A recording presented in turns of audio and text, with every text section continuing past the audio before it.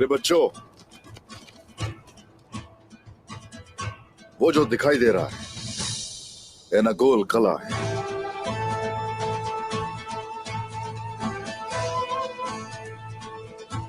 अच्छी तरह देख लो उसे, अच्छी तरह। हमने सबसे पहले वहीं पहुंचना है।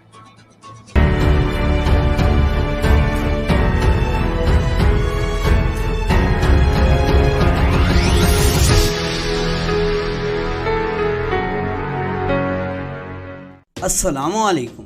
कुर्लुश उस्मान सीज़न 4 के बारे में ये खबरें इंतहाई ज़्यादा गर्दिश कर रही हैं कि सीज़न 4 में उस्मान साहब के बेहतरीन सिपाही जहर कुतई नहीं होंगे, बल्कि उनके हमरा उनके कुछ और सिपाही आ जाएंगे जो कि जहर कुतई को रिप्लेस करेंगे। अलबत्ता आज की इस वीडियो में हम आपकी इसी कन्फ्यूजन को क्लियर करने जा रहे हैं। उस्मान साहब सीज़न 4 के अंदर अपने आप को बेहतरीन तरह से स्टैब्लिश कर चुके होंगे, और जिस तरीके से आपको पता है कि सीज़न 3 की लास्ट एपिसोड में जहर कुतई की बीवी यानी आइगुल खातून की डेथ हो गई थी, और इसके बाद जहर कुतई इंतहाई ज़्यादा दुखी हो गया था। और आपको बताते चलें सीज़न 4 के अंदर जहर कुतई को थोड़े टाइम तक नहीं दिखाया जाएगा, और जहर कुतई उसी सदमे में भी दिखाया जा सकता है कि वो आइगुल को बार बार याद करेगा, बिल्कुल उसी तरह जिस तरह बोरान सिपाही गुंजा खातून को याद कर रहा था।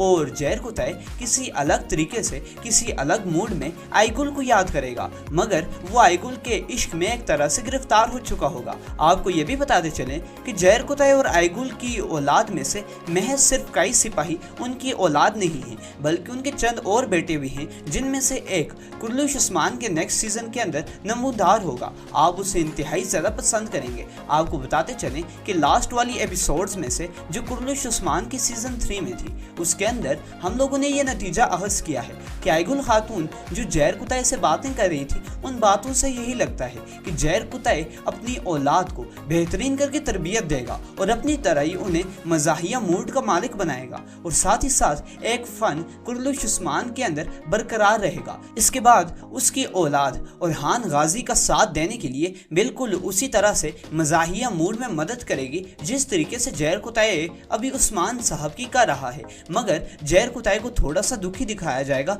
ये बात तो क्लियर है। इसके बाद दूसरा सवाल जो काफ़ी सारे लोग कर रहे थे, वो ये कर रहे थे कि क्या कुर्लुश उस्मान के अंदर कोई नए किरदार भी शामिल होने वाले हैं, क्योंकि लास्ट वाली एपिसोड्स के अंदर सलजान अन्ना की मौत वाक़ई हो गई थी, गुंदुज साहब भी सीरीज़ को अलविदा कह गए थे, और उस्मान साहब के मजीद भी काफ़ी सारे सिपाहियों ने कुर्लुश उस्मान सीज़न 3 को अलविदा कह दिया था सीज़न 3 में ही। यहाँ उस्मान साहब के इन सिपाहियों में गोकतुक सिपाही भी शामिल है, और अब उस्मान साहब के साथ कौन सा ऐसा किरदार आने वाला है जो कि उस्मान साहब को वो मजबूती बख्शेगा जो सलजान अन्ना और गुंदुज साहब के दम से थी। तो आपका सवाल एकदम जा बुझा है। बिल्कुल उस्मान साहब के साथ और भी काफ़ी सारे किरदार ऐड होने वाले हैं, जिनमें अगर हम आपको लिस्ट फ्राहम करें तो सबसे पहले बारी बारी हम एक्सप्लेनेशन के साथ चलते हैं, तो दवान साहब के बेटे ज़रूर नेक्स्ट आने वाली एपिसोड्स के अंदर आपको दिखाए जाएंगे सीज़न 4 में। ज़रूर ये बहुत ही ज़्यादा अमेजिंग होने जा रहा है, क्योंकि जिस तरीके से गोख्तों ने उस्मान साहब को छोड़ दिया था,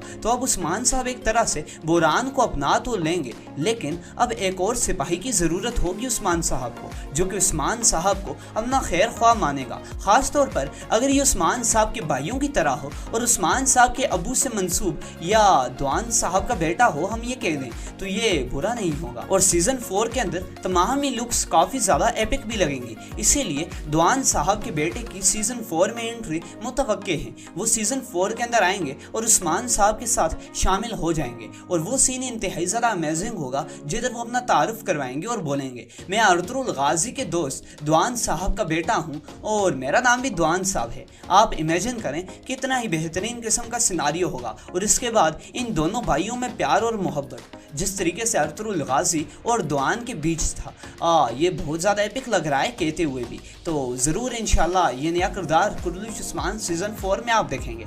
इसके बाद दूसरा किरदार जो कि कुर्लुश उस्मान सीज़न 4 में ऐड होने जा रहा है, उसके बारे में हम बात करते हैं, वो यावलक अरसलान साहब होंगे। जी हाँ, गुंदुज साहब की मौत के बाद अर्तुगरुल गाजी के बेटे उस्मान साहब बिल्कुल अकेले हो गए थे। अब वो एक तरह से बिखरे हुए उस्मान हैं, पहले की तरह से ताकतवर नहीं है, क्योंकि उनके साथ अपनों का साथ नहीं है। اسی لیے سیزن 4 میں ان کے ساتھ اپنوں کا ساتھ نبھانے والے چند کرداران بھی شامل کیے جائیں گے، جن میں یاولک ارسلان صاحب سر فہرست ہیں۔ یاولک ارسلان صاحب کے ساتھ عثمان صاحب کی تاریخ میں جو دوستی ملتی ہے وہ بے مثالی ہے، اس کی ہم مثال نہیں دے سکتے۔ یاولک ارسلان صاحب کا اتنا پوٹینشلی مضبوط قسم کا کریکٹر ہے کہ آپ سوچ نہیں سکتے۔ البتہ آپ نے سیزن 2 کے اندر انہیں غداری کے موڈ کے اندر دیکھا تھا، اور اس کے بعد وہ ایک دم سے اچھے رجحان کی طرف مائل ہو چکے تھے۔ اسی لیے اب سیزن 4 کے اندر آپ انہیں بہترین قسم کے سیناریوز کے اندر دیکھیں گے۔ آپ کو وہ عثمان صاحب کے ساتھ بھائیوں کی طرح مدد کرتے ہوئے نظر آئیں گے، یا اگر ہم کہہ دیں کہ بھائیوں سے بڑھ کر، تو یہ غلط نہیں ہوگا۔ یاولک ارسلان صاحب عثمان صاحب کا ہر ایک کام میں ساتھ دیں گے، عثمان صاحب کی مدد کریں گے، اور عثمان صاحب کو بالکل اسی طرح سے ٹریٹ کریں گے جس طریقے سے کوئی بندہ اپنے بھائی کو کرتا ہے۔ اور عثمان صاحب اور یاولک ارسلان کے بیچ یہی رشتہ عثمان صاحب کو مزید شہرت کی بلندیوں کے اوپر لے کر چلا جائے گا، بلکہ کامیابیوں کی بھی۔ اسی لیے یاولک ارسلان صاحب کا کریکٹر سیزن 4 کے اندر انتہائی زیادہ مضبوط ہونے جا رہا ہے۔ خواہ گھاتوں کا سامنا کرنا ہو، خواہ منگولوں سے لڑنا ہو، خواہ منگولوں کے درمیان کوئی پیغام پہنچانا ہو، یا پھر بازنطینیوں کی سرحد کے اندر داخل ہو کر بازنطینیوں کے خلاف کوئی بات وغیرہ کرنی ہو، کوئی کسی منصوبے کی سربلندی کرنی ہو، یا کوئی فریضہ سر انجام دینا ہو، سب کے اندر یاولک ارسلان صاحب ایک بہترین نمونہ بن کر کرلوش عثمان میں شامل ہو سکتے ہیں، اور انشاءاللہ آپ انہیں ضرور پسند کریں گے۔ اس کے بعد جو تیسرا کردار ہم نے لسٹ میں شامل کیا ہے وہ دراصل سلجان انا کی جگہ لینے والا ہے، اور آپ لوگ شاید کہ اسے بھول بھی چکے ہوں، لیکن ضرور انشاءاللہ اس کردار کی عثمان صاحب کو انتہائی زیادہ ضرورت ہے، کیونکہ عثمان صاحب ابھی بالکل اکیلے رہ گئے ہیں، اور ان کے ساتھ کوئی بھی ایسا بڑا نہیں ہے قبیلے کا جو کہ انہیں اس طرح سے مشورہ دے سکے جو کہ ان کے تجربے کے لاحق ہوگا اور تجربے کے مطابق ہوگا۔ تو ہم بات کر رہے ہیں ایبلگ خاتون کی۔ جی ہاں، ارطغرل غازی کی دوسری اہلیہ ایبلگ خاتون، ان کے کافی زیادہ چانسز متوقع ہیں کہ وہ عثمان صاحب کے لیے سیزن 4 میں ایڈ کی جائیں گی، اور کرلوش عثمان میں ایک طرح سے بمپ ہو کر سامنے آئیں گی۔ کرلوش عثمان سیزن 4 کے اندر ان کا کردار انتہائی زیادہ امیزنگ ہوگا، اور وہ عثمان صاحب کا بہترین ساتھ دیں گی۔ اگر یہ نہ ہوا تو ہم آپ کو ایک اور کریکٹر دینے جا رہے ہیں جو کہ سنگر تکین بے کے بیٹے یا سنگر تکین بے کی اہلیاں ہیں، یعنی عثمان صاحب کا جو ریلیشن سلجان انا کے ساتھ تھا، بالکل ویسا ہی ریلیشن سنگر تکین بے کی اہلیہ یا بیوی کے ساتھ بھی ہوگا، اور عثمان صاحب بہترین کر کے ان سے ٹپس وغیرہ لیں گے، ان کے تجربے کے مطابق کام وغیرہ کریں گے، کیونکہ عثمان صاحب کو ایک بڑے کی ضرورت ہے۔ قبیلے کے اندر لوہار داؤد بھی چلے گئے ہیں، تو اسی لیے یہاں ایک اور تجربہ کار قسم کے آدمی کو لایا جائے گا جو کہ عمر دراز ہوں گے اور عثمان صاحب کا بہترین ساتھ دیں گے۔ تو عثمان صاحب کے سیزن 4 کے اندر جہاں جوان سپاہیوں کو ایڈ کیا جائے گا، نئے نئے تاریخی کرداروں کو لایا جائے گا، تو ادھر ہی ایسے کردار بھی شامل ہوں گے جو کہ عثمان صاحب کی کردار کی زینت ہوں گے، عثمان صاحب کی شخصیت کو نکھارنے میں اہم کردار ادا کریں گے۔ اسی کے ساتھ ساتھ اگر ہم آپ کو تھوڑا سا اور بتاتے چلیں تو ملک شاہ، یعنی جو ارطغرل غازی کے جانباز سپاہی تھے، البتہ ارطغرل غازی کے اندر اگر ہم کہہ دیں کہ وہ گمنام سپاہی تھے اور زیادہ تر لوگوں نے ابھی بھی نہیں جانتے ہوں گے، تو یہ غلط نہیں ہوگا کیونکہ وہ ایک سائیڈ کریکٹر تھے، مگر ارطغرل غازی سے سائیڈ کریکٹر کے کسی اولاد کو ظاہر کرنا یا اس سے منسوب کسی بھی ریلیشن کو آگے عثمان صاحب کے ساتھ جوڑنا یہ انتہائی زیادہ آسان ہوگا بحیثیت ارطغرل غازی کے کسی ٹھوس کریکٹر یا تاریخی کردار کے۔ تو آپ ضرور سمجھ چکے ہوں گے کہ بزداغ صاحب وہی کریں گے جو ان کے لیے آسان ہوگا، اور کرلوش عثمان سیزن 4 میں جس کی ضرورت ہوگی۔ نیکسٹ ویڈیو میں ہم آپ کو یہ بتائیں گے کہ ارطغرل غازی کے دشمنوں میں سے کن دشمنوں کے بیٹے یا کن دشمنوں کی اولاد کے دوست وغیرہ یا ان سے منسوب کسی بھی تعلق رکھنے والے کوئی بھی کردار وغیرہ عثمان صاحب کے خلاف کرلوش عثمان کے سیزن 4 کے اندر آ سکتے ہیں۔ اگر آپ وہ دیکھنا چاہتے ہیں تو ہمارے چینل کو سبسکرائب کر کے بیل آئیکن پر بھی کلک کریں۔ آپ سے ملاقات ہوتی ہے ایک نئی ویڈیو کے ساتھ، اجازت دیں، اللہ حافظ۔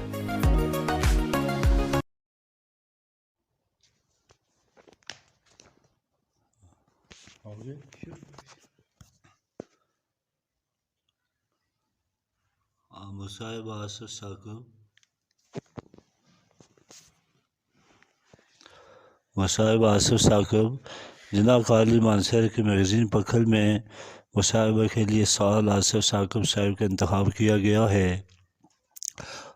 آپ اردو کے معروف شاعر اور روسی ہیں۔ آپ نے ہزارہ میں ادب کے فروغ کے لیے دن رات کام کیا آپ ہزارہ کے شاعروں کے لیے رول ماڈل رہے اور اپنے بعد آنے والے شعراء کی تربیت میں آپ کی مساعی سے سر نظر نہیں کیا جا سکتا۔ ظاہر کہ شعر و ادب کی بات جب بھی ہوگی آپ کا ذکر اس میں شامل ہوگا، کیونکہ ظاہر کی ادبی تاریخ آپ کے ذکر کے بغیر مکمل نہیں ہو سکتی۔ آپ اردو دنیا میں شائع ہونے والے تمام ادبی رسائل کا حصہ رہے۔ شاعری آپ کا اوڑھنا بچھونا رہا۔ آپ نے اردو کے علاوہ انکوں میں بھی شاعری کی اور ایک کتاب اویل خواب و خیالاں شائع کی، جس سے ادبی حلقوں کی طرف سے بے پناہ پذیرائی ملی۔ فن مکتوب نگاری میں بھی آپ کا نام ہمیشہ زندہ رہے گا۔ ڈائریکٹر جناب کالج کی ہدایت پر ہم 3 لوگ محمد حنیف، ابرار باشی اور محمد عکاشہ آپ کا انٹرویو کرنے کے لیے گاؤں بوئی ضلع ایبٹ آباد گئے، جو کہ آپ کی خدمت میں پیش ہے۔ سوال: سر، آپ کا اصلی نام اور ادبی نام کیا ہے؟ آپ کب اور کس جگہ پیدا ہوئے؟ جواب: میرا پورا نام محمد آصف خان ہے، ادبی نام آصف ثاقب ہے اور میں 8 مئی 1935 کو پیدا ہوا۔ سرٹیفکیٹ میں میری تاریخ پیدائش 1 جولائی 1939 درج ہے۔ بوئی ضلع ایبٹ آباد میں پیدائش ہوئی اور پرورش برج وزیر آباد، پنجاب ننیال میں ہوئی۔ مختصر طور پر اپنا خاندانی پس منظر بتائیں۔ جواب: میرا تعلق بانی مظفر آباد سلطان مظفر خان سلاطین سے، سلاطین بوئی کے خاندان سے ہوں۔ سوال: اپنی ملازمت کے بارے میں ہمارے قائرین کو کچھ بتائیں گے کہ آپ نے کون کون سی ملازمتیں کی اور کہاں کہاں رہے؟ جواب: میں نے شروع دن سے ہی گورنمنٹ ڈگری کالج ایبٹ آباد پوسٹ گریجویٹ کالج میں مارننگ کے ڈیمانسٹریٹر کی حیثیت سے ملازمت شروع کی۔ یہ ملازمت 12 نومبر 1959 سے شروع ہوئی اور 1 اپریل 1993 کو اختتام پذیر ہوئی۔ سوال: شاعری کا آغاز کیسے ہوا؟ اگر ابتدائی کلاس یاد ہو تو اس کا کچھ ایسا ضرور بیان کریں۔ جواب: شاعری کا آغاز تو سکول سے ہو گیا تھا۔ سکول کی بزم ادب میں حصہ لیتا رہا، پھر کالج کی بزم ادب میں حصہ لیتا رہا۔ کالج کے زمانہ میں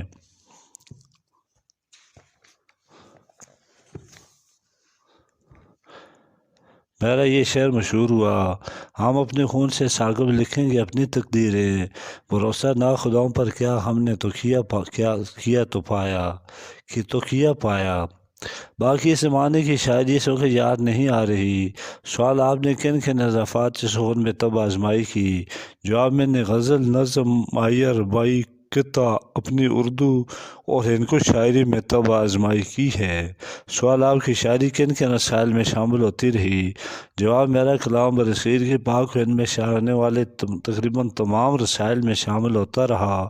چند رسائل جن میں میرا کلام شائع ہوتا رہا وہ یہ ہیں: رسائل تشکیل نوشہر اب بند ہو گیا ہے، نیرنگ خیال فنون اوراق وغیرہ وغیرہ۔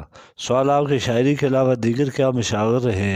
جواب: 60 سال کی دہائی میں روزنامہ جنگ میں مزاحیہ مضامین لکھے اور افسانے بھی لکھے، کرکٹ بھی خوب کھیلی ہے، کرکٹ پر مضامین بھی لکھے ہیں۔ میرا زیادہ وقت مطالعہ میں صرف ہوا ہے۔ سوال: ہزارہ کی معاصر شاعری پر تبصرہ فرمائیں۔ جواب: میں ہزارہ کے معاصر شاعری سے بہت متاثر ہوں۔ یہاں ایک سے ایک بڑا شاعر موجود ہے، کس کا نام لوں؟ سب اپنی توفیق کے مطابق اردو شاعری کے دامن کو وسیع کر رہے ہیں اور میں ان سے مزید بہتری کی امید رکھتا ہوں۔ ہزارہ کی شاعری کا مستقبل درخشاں ہے، نو آموز بھی خوب کہہ رہے ہیں، بلکہ 70 کی شاعری بھی منموہنی شاعری کر رہے ہیں۔ سوال: آپ کا نظریہ شعر کیا ہے؟ جواب: ادب زندگی کی ناز کی احساس، وجود کی شدت، ماحول کے اثرات اور محبت کی واقعہ گوئی کے امکانات اور متعلقات وضع کرنا ہے۔ سوال: سر، آپ کی پسندیدہ صنف سخن کون سی ہے؟ جواب: شاعری کی جملہ صاف اپنے اطوار میں دلکش ہیں۔ جو بات غزل کہتی ہے وہ نظم کے بس میں نہیں، اور جو صورتحال نظم منعکس کرتی ہے وہ غزل کے آئینے میں نہیں، ربائی کی اپنی تاثیریں ہیں۔ سوال آپ کے پسندیدہ شاعر کون ہیں؟ جواب میرے پسندیدہ شعراء میں ولی میر، سودا، غالب اقبال کی بات تو نہیں کروں گا، اور ان کے بعد بھی پسندیدہ شاعر موجود ہیں۔ مجھے ہزارہ کے سبھی شاعر پسند ہیں اور ان میں سے بہت متاثر ہوں، اور ان سے بہت متاثر ہوں۔ سوال اپنی شائع شدہ کتابوں کے بارے میں کچھ بتائیں۔ جواب اردو میں غزل اور نظم کے ساتھ ربائی کی سانیٹ کے جو مختلف رسائل میں شامل ہوتے رہے۔ میری شاعری کو ایک عمر ہو گئی ہے۔ 1985 کو ان کو شاعری کی کتاب اویل خواب خیالنا شائع ہوئی، اس کو خاصی شہرت ملی۔ احمد ندیم قاسمی نے اس پر رضا عمدانی کا تبصرہ فنون میں شامل کیا ہے۔ 2008 میں اردو کا پہلا مجموعہ درکنار کے نام سے شائع ہوا، جس سے ادبی حلقوں کی طرف سے بڑی پذیرائی ملی۔ حال ہی میں میرا تازہ شعر مجموعہ اکتفا کے نام سے شائع ہوا ہے، جو ابھی تک دوستوں میں تقسیم نہیں کیا جا سکتا۔ نامور شاعر احمد حسین مجاہد، مقامی ادیب، پاکستان کے پروجیکٹ آصف صاحب کو شخصیت اور فن پر کام کر رہے ہیں۔ سوال نئی نسل کے نام کوئی پیغام۔ جواب حسن ادب کی ہم آہنگی کسی ایک نام کے ساتھ نہیں، ایک دوسرے کو ماننے اور قبول کرنے میں عظمت ہے، اور صد اور عدم قبولیت ذات کے لیے نقصان دہ ہے۔ ایک دوسرے کو صدقے دل سے قبول کریں۔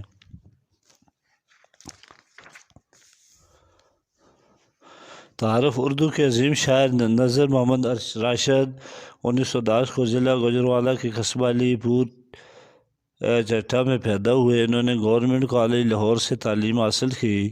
ابتدا میں وہ علامہ مشرقی کے خاکسار تحریک سے متاثر رہے اور باقاعدہ وردی پہن کر اور بیلچہ ہاتھ میں لیے مارچ کیا کرتے تھے۔ معلوماتی شخصیت۔ پیدائش 1 اگست 1910 پنجاب، وفات 9 اکتوبر 1975، 65 سال، شریعت پاکستان، برطانوی ہند۔ عملی زندگی: مادر علمی، گورنمنٹ کالج یونیورسٹی لاہور، پیشہ شاعر، پہلا مجموعہ کلام اردو شاعری کو روایتی سے نکال کر بین الاقوامی دائرے میں شامل کرنے کا سہرا ان میں راشد کے سر پر جاتا ہے۔ 1942 میں نون میم راشد کا پہلا مجموعہ ماورائے شرح ہوا۔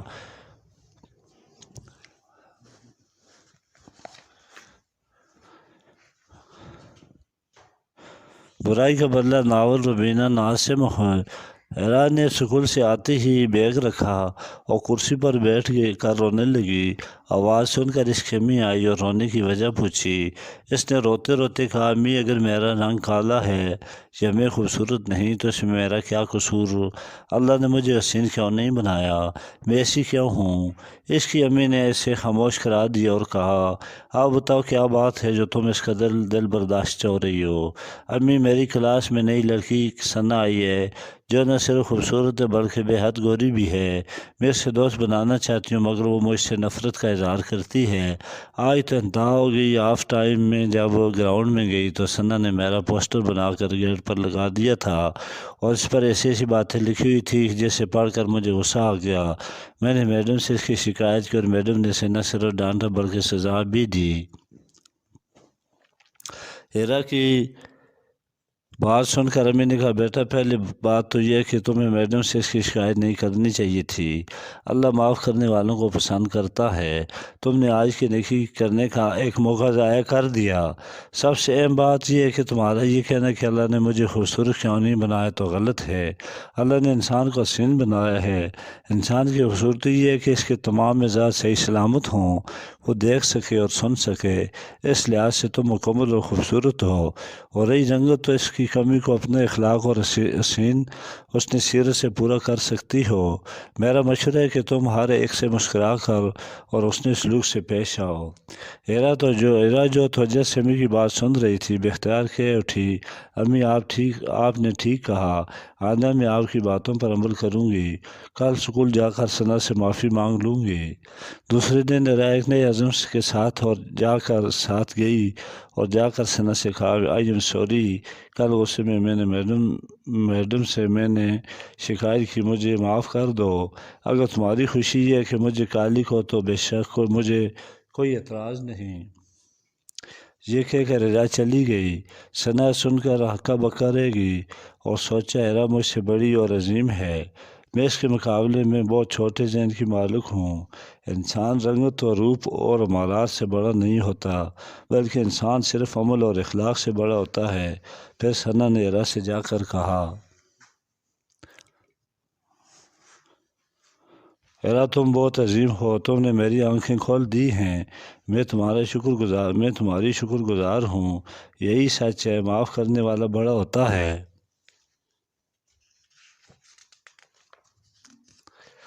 ڈائری کا ایک ورق۔ میں مسجود ملائک ہوں، مجھے انسان رہنے دو۔ ہم انسان بھی خدا کے عجیب تخلیق ہیں۔ اشرف المخلوقات ہونے کے باوجود ہم فرشتہ بننے کی خواہش رکھتے ہیں۔ جو درجہ ہمیں دیا گیا ہے ہم اس سے بے خبر ہیں اور ہمیں نیکی کے اس معیار کو اپنانے کی تلقین کی جاتی ہے۔ اسے اپنا کر ہم فرشتہ بن جائیں۔ لمحہ فکریہ یہ ہے کہ ہمیں تو خدا نے فرشتہ نہیں فرشتوں سے بڑا درجہ دیا ہے۔ فرشتے اپنی جگہ پر مقدس ہیں، جبکہ انسان تو مسجود ملائک ہے۔ جیسا کہ شاعر کہتا ہے، فرشتہ مت کہو مجھ کو میری تحقیر ہوتی ہے، میں مسجود ملائک ہوں، مجھے انسان ہی رہنے دو۔ ہمیں پرفیکٹ بننے کی تلقین کی جاتی ہے۔ ہم کیسے پرفیکٹ بن سکتے ہیں جبکہ اللہ رب العزت نے ہمیں پرفیکٹ بنایا ہی نہیں۔ پرفیکشن صرف اللہ کی ذات کے لیے ہے۔ البتہ ہم اچھے اور عظیم انسان بن سکتے ہیں۔ انسان تو غلطیوں اور خطاؤں کا پتلا ہے، انسان پرفیکٹ بن ہی نہیں سکتا۔ آدم سے بھی ایک بھول ہوئی تھی جس کی وجہ سے انہیں دنیا میں بھیجا گیا، لیکن اللہ تعالیٰ نے انہیں بھی معاف کر دیا۔ تو ہم انسان ہو کر دوسرے انسان کی غلطیاں کیوں معاف نہیں کرتے؟ ہم دوسروں کو معاف نہیں کرتے مگر ان سے معافی کی امید رکھتے ہیں۔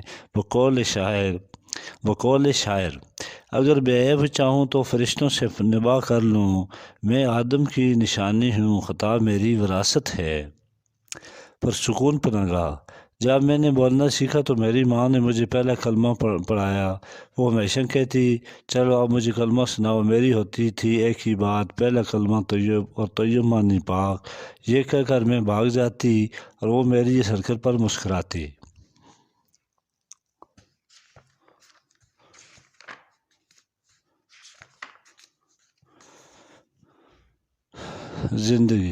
زندگی میں عجیب نشیب افراد کا نام ہے۔ کبھی ہمیں اتنا خوش کر دیتی ہے کہ خوشی نبھائی نہیں جاتی، اور کبھی اتنا دکھ دیتی ہے کہ انسان زندگی سے ہی اکتا جاتا ہے۔ زندگی ایک پھلدار درخت کی طرح ہے جو کبھی ہمیں بہت اچھا پھل دیتی ہے اور کبھی بہت خراب، لیکن دونوں صورتوں میں ذمہ دار ہم ہی ہوتے ہیں کہ اس درخت کو کھاد تو ہم ہی دیتے ہیں۔ اگر کھاد اچھی ہوگی تو پھل اچھا ملے گا، اور اگر کھاد خراب ہو تو پھل بھی خراب ملے گا۔ زندگی کو سمجھنا مشکل ہی نہیں ناممکن ہے۔ یہ کب کچھ دے جائے اور کب کچھ لے جائے کچھ پتہ ہی نہیں چلتا۔ انسان پیدا ہوتا ہے تو بہت معصوم ہوتا ہے، لیکن جب بڑا ہو جاتا ہے تو دنیا کی شان و شوکت سے اس کے دل میں خواہشات پیدا ہوتی ہیں۔ ان خواہشات کے حصول کے لیے انسان جان لگا دیتا ہے، لیکن اگر وہ خواہشات حسرتیں بن جائیں تو پوری زندگی ایک کانٹے کی طرح چبھتی رہتی ہے۔ انسان کسی حال میں خوش نہیں رہتا۔ میرے خیال میں وہ انسان جس کے پاس کبھی محبت کرنے والے رشتے، کھانے کے لیے 2 وقت کی روٹی، جسم چھپانے کے لیے کپڑے اور سر پر چھت ہے تو وہ ضرورت سے زیادہ امیر ہے۔ مگر انسان تو انسان ہے، نہ زیادہ سے زیادہ کی خواہش تو اسے ہمیشہ ہی سے رہتی ہے۔ اس کی اس کی یہ زیادہ خواہش تو اس سے موجود چیزوں کے ہونے کا احساس ہونے ہی نہیں دیتی، اور وہ آنے والے کل کے نشے میں اپنا آج کھو دیتا ہے۔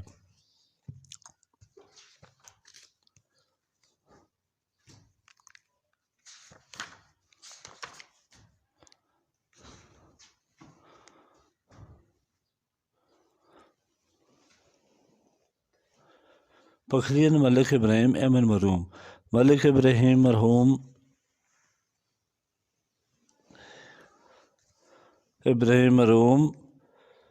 ملک ابراہیم ایمن جو جناح کالج مانسہرہ کے ایک ہونہار طالب علم تھے، 28 جون 2017 کو حویلیہ کے قریب ایک خونی افشار میں ڈوب گئے۔ ملک ابراہیم بوائز کیمپس میں FSC سال اول کے طالب علم تھے۔ ان کا فائنل نمبر 1891 تھا۔ وہ کلاس سسٹم سے اس ادارے میں زیر تعلیم تھے۔ اس سے قبل وہ اسلامک انٹرنیشنل یونیورسٹی اسلام آباد اسکول مانسہرہ کیمپس سے منسلک رہے۔ ابتدائی تعلیم کو سال چلڈرن اکیڈمی مانسہرہ سے حاصل کی۔ ان کا بھائی گاؤں ضلع مانسہرہ مردم خیز خلاقہ منگلور ہے۔ ڈاکٹر سید عبداللہ اور ڈاکٹر ممتاز منگلوری جیسے نامور شخصیات کا تعلق بھی اس علاقے سے ہے۔ ان کے والدین عرصہ دراز سے مانسہرہ کے محلہ ڈب نمبر 1 میں رہائش پذیر ہیں۔ یہ ایک پڑھا لکھا اور باوقار خاندان ہے۔ ابراہیم کی والدہ ایک سرکاری اسکول میں استادنی ہے، جبکہ ان کے والد محترم عرصہ دراز سے کاروبار کے سلسلے میں شمالی افریقہ میں مقیم ہیں۔ ابراہیم خاموش، طبع ملنسار اور جذبوں سے بھرپور شخصیت کے حامل تھے۔ اس ادارے میں ان کے گزارے ہوئے 3 سال ان کے ساتھ اور دوستوں کے لیے ناقابل فراموش ہیں۔ ملک ابراہیم جون 2017 کو عید کی چھٹیوں میں اپنے ننیال کے گھر حویلیاں گئے ہوئے تھے۔ ایک دن وہ اپنے چند کزنوں اور دوستوں کے ہمراہ سجی کوٹ حویلیاں میں سیر و تفریح اور نہانے کی غرض سے ایک آبشار پر گئے۔ ان کے کزنز اور ساتھیوں نے انہیں وہاں نہانے سے منع کیا، کیونکہ اس سے قبل کئی لوگ یہاں نہاتے ہوئے اپنے جانوں سے ہاتھ دھو بیٹھے تھے، لیکن ابراہیم نے کسی کی بات پر دھیان نہ دیا اور نہانے کے لیے گہری جھیل میں اتر گئے۔ ان کی زندگی کا یہی اختتام ہو گیا۔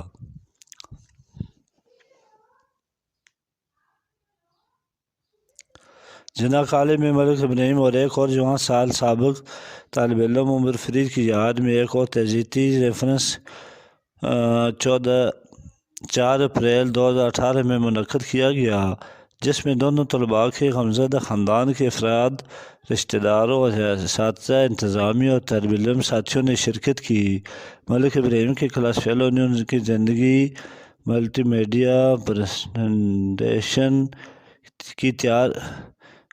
پریزنٹیشن تیار کی تھی۔ وہ جب پیش کی گئی تو ہال میں بیٹھے ہوئے لوگ پر رکت طاری ہو گئی۔ گارڈن کالج مانسہرہ کے پرنسپل محمد منیر صاحب بھی اس تقریب میں شریک ہوئے اور دونوں جوان مرگ طلباء کے لیے اپنے جذبات کا اظہار اپنی تحریری کردہ نظموں کی شکل میں کیا اور پھر ان کی کاپی ان کے لائقین میں تقسیم کی۔ تعزیتی ریفرنس کے اختتام پر ڈائریکٹر جناح کالج فیاض احمد صاحب نے دونوں طلباء کو خراج تحسین پیش کیا اور ان کی ناگہانی موت پر انتہائی رنج اور دکھ کا اظہار کیا اور ان کے والدین عزیز و اقارب اور دوستوں سے صبر استقامت کی استدعا کی۔ تقریب کے آخر میں ان دونوں طلباء کی مغفرت اور درجات بلندی کے لیے دعا کی گئی۔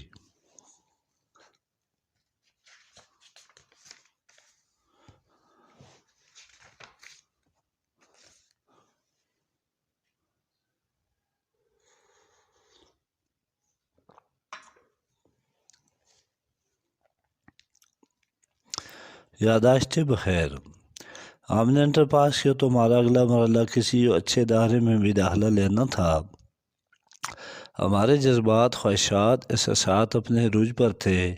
نئی منزل کی تلاش اور جستجو میں ہم نے ہزارہ یونیورسٹی کا رخ کیا اور وہاں سے پراسپیکٹس لے کر فارم جمع کیے اور ٹیسٹ کی تاریخ کا انتظار کرنے لگے۔ ٹیسٹ والے دن اپنے مقررہ وقت پر یونیورسٹی پہنچے تو ہمارے ہاتھ میں ٹیسٹ شیٹ تھما دی گئی۔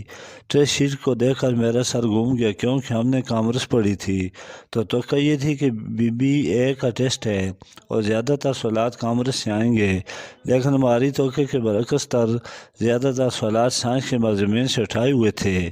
خیر، ہمیں جو کچھ آتا تھا لکھا اور مزید فرشتوں اور جنات کی مدد کا انتظار کرنے لگے، لیکن ابھی چند منٹ بیٹھے ہی تھے کہ ایگزامینر کو ہماری نیت پر شک گزرا اور انہوں نے ہم سے پیپر لے لیا اور ہم نے اپنے گھر کی راہ لی۔ یہی میری زندگی کا نقطہ تغیر تھا۔ اس دن جناح کالج کے قریب سے گزرتے ہوئے ہمارے قدم رک گئے اور تھکے قدموں کے ساتھ سیڑھیاں چڑھتے ہوئے اوپر پہنچا تو ہماری باز پرس ہوئی کہ کیسے آنا ہوا، تو میں نے اپنی رودار سنائی کہ داخلہ لینا ہے۔ ہمارا پیغام کالج کے پرنسپل تک پہنچا دیا گیا اور تھوڑی دیر انتظار کے بعد ہمیں حاضری کا شرف نصیب ہوا۔ اندر آنے کی اجازت لی، سلام کی اور بیٹھ گئے۔ میرے مقابل ایک انتہائی باوقار شخصیت بیٹھی ہوئی تھی۔ وہ شخصیت جناب ضمیر مراد صاحب تھے، اللہ نے دراز عمر عطا فرمائے۔ ایسے کم گو لیکن صاف گو شخصیت سے میرا تعارف تھا۔ ایک محاورہ کہ پہلے سوچو پھر تولو پھر بولو، تو ضمیر صاحب اس محاورے کی کسوٹی پر اترتے تھے۔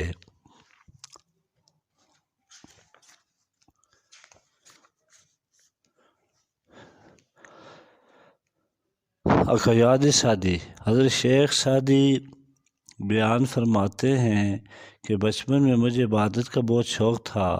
اپنے والد محترم کے ساتھ ساری رات جا کر قرآن پاک کی تلاوت کیا کرتا تھا۔ ایک رات والد محترم اور میں حسب معمول عبادت میں مصروف تھے۔ ہمارے قریب ہی کچھ لوگ فرش پر پڑے غافل سو رہے تھے۔ ان کی یہ حالت دیکھ کر میں نے اپنے والد سے کہا کہ ان لوگوں کی حالت پر افسوس ہے، ان سے اتنا بھی نہیں ہو سکا کہ اٹھ کر تہجد پڑھ لیں۔ والد محترم یہ بات سنی تو فرمایا، بیٹا دوسروں کو کم درجہ خیال کرنے اور ان کی برائی کرنے سے بہتر تھا کہ تو بھی سو جاتا۔ غرور انسان کی آنکھوں پر پردہ ڈال دیتا ہے اور وہ میں سے سوائے معصیت کچھ بھی نہیں پاتا۔ اگر اللہ بخشیدہ حق ہیں تو انسان کو نظر اپنی برائی کے سوا کچھ بھی نہیں آتا۔ وضاحت: حضرت سعدی نے اس عقائد میں غرور پارسائی کی خرابی بیان کی ہے، جس سے محتاج لوگ بھی کم ہی بچ جاتے ہیں۔ جب ایک شخص خود کو اطاعت میں مشغول پاتا ہے، اس کے دل میں غرور پیدا ہوتا ہے کہ یہ لوگ مجھ سے کم تر ہیں، تو ایسے شخص کو فوراً توبہ کرنی چاہیے، ورنہ عذاب کا مستحق ہو جاتا ہے، کیونکہ غرور کو مٹانا عبادت کا اولین فرض ہے۔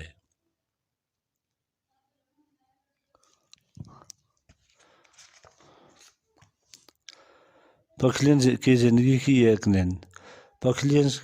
کا ایک دن۔ خوش آمدید، السلام علیکم۔